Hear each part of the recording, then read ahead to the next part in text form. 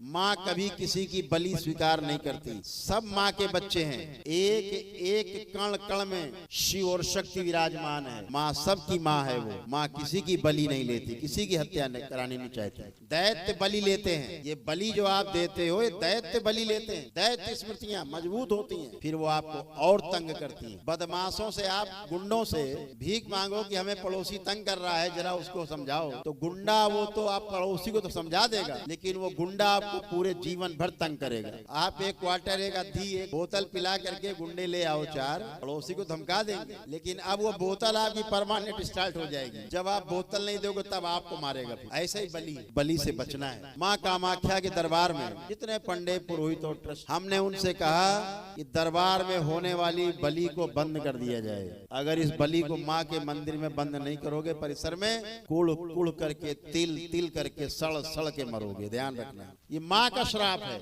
और आज ऐसा ही हो रहा है। दरबार ने कहा था 2 वर्ष पूर्व अंबुवाची के महापर्व में, हर वर्ष माँ का महापर्व होता है।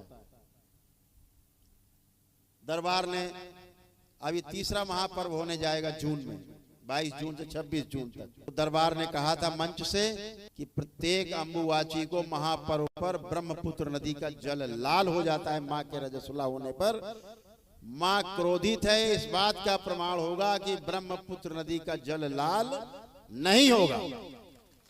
2 अंबुवाची महापर्व हो गए, ब्रह्मपुत्र नदी का जल लाल नहीं हुआ।